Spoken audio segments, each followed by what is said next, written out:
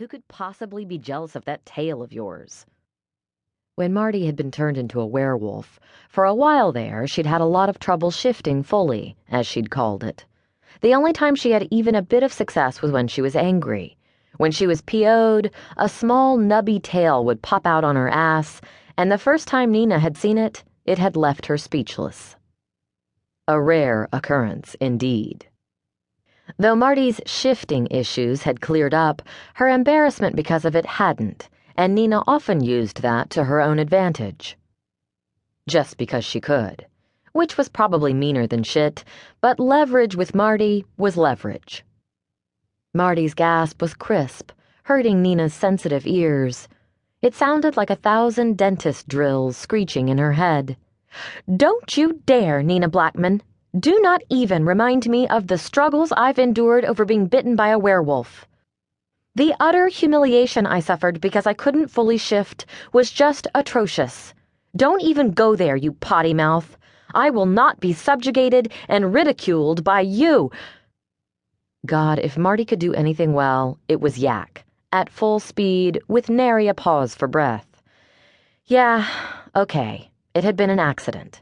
They'd been walking Marty's maniacal, overprotective teacup poodle, Muffin, near an alleyway in the city after a particularly disappointing Bobby Sue meeting, wherein humiliation reigned supreme for her and Wanda Schwartz, Marty's other recruit, because they sucked big man-hooters when it came to selling lip gloss.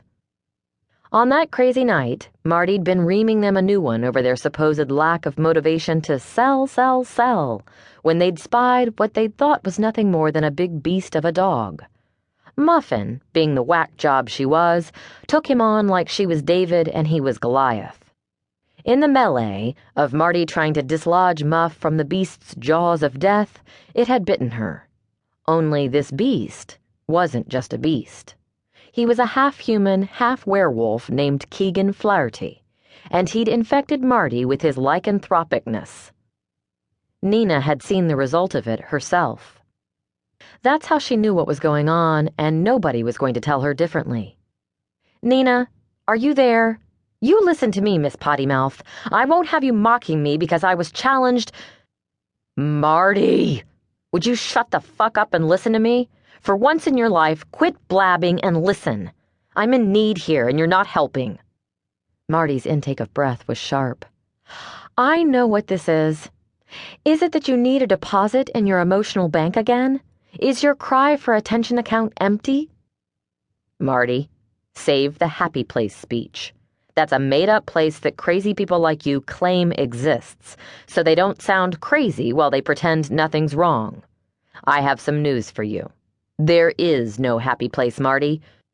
It's all made up in your head, and you and all of your breathing techniques and guru crap is just that, crap.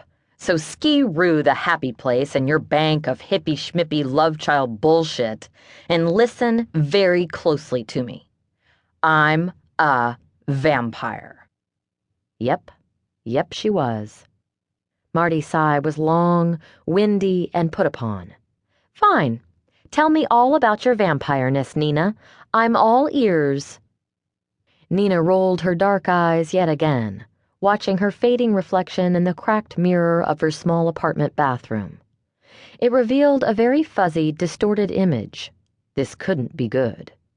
She ran a hand over her teeth, the only thing she could define clearly in the mirror, just to be sure she wasn't seeing things. She hadn't graduated dental hygienist school for nothing, and those incisors were definitely not in any textbook she'd ever been exposed to. Nor was the way she could see into the apartments across the street, with eyesight to rival the Green Berets and all their super night vision goggles. She couldn't just see into them. She could actually read the label on the can of creamed corn Mrs. Fetterman had on her worn, yellowed countertop.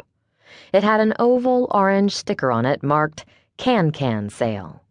Mrs. Fetterman lived for a good can sale.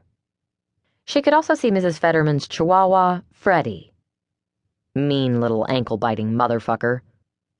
In fact, she couldn't just see him, she could smell him.